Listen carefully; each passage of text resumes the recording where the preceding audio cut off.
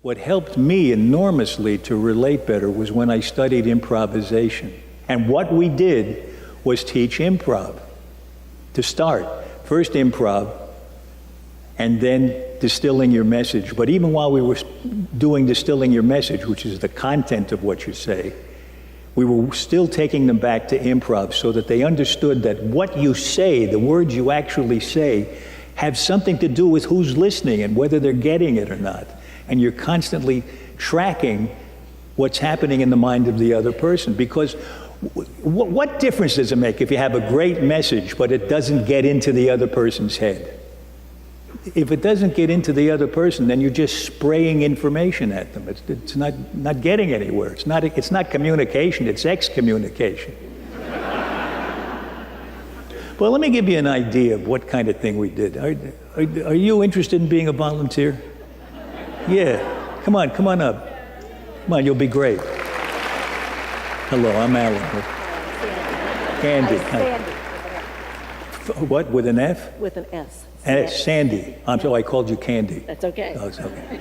But now I'm going to call you Sandy from now on. Okay, now we can communicate. Yeah, now we can communicate.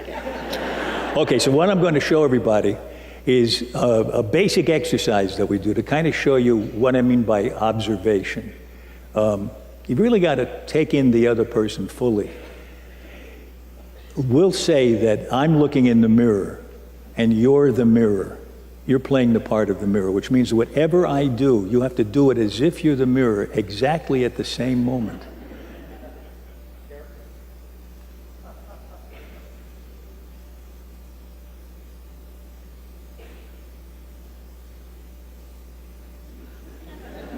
See, if you do that, it's no good. That's right. That's true. Right? Yeah. See, it's my responsibility. It's as though I'm the communicator, and I got to make sure that the person I'm communicating with is following me. It's my job.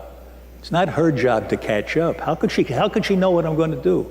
That's the same situation you're in if you're trying to communicate something complex like science. You got to stay with the person and observe where they are.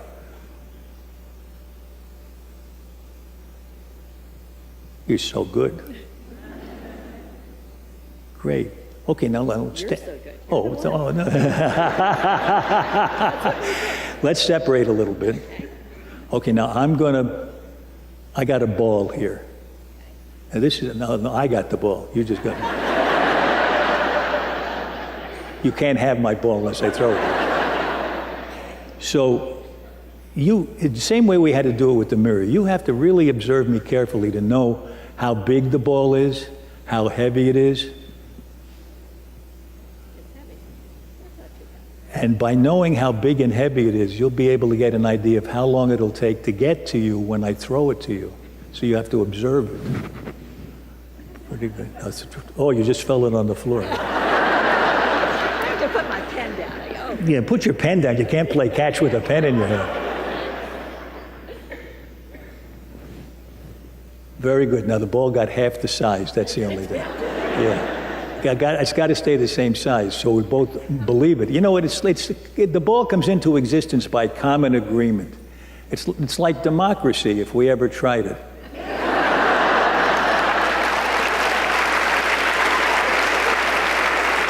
Okay, toss it back. This big. Yeah. Very good. You got a lot of muscle in that. That's great. Okay. Now I got a beach ball, right? Now that's not too heavy, it's light. Good. Bounce it back. Good. Catch the beach ball. Knock it over to somebody else. There you go. Now send it across the aisle. Good, good, good. Send it to Sandy. There, she's coming. Thank you. Here. Thank you very much. Okay. Thank you very much. Thank you.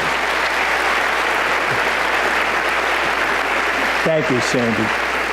So you get the idea.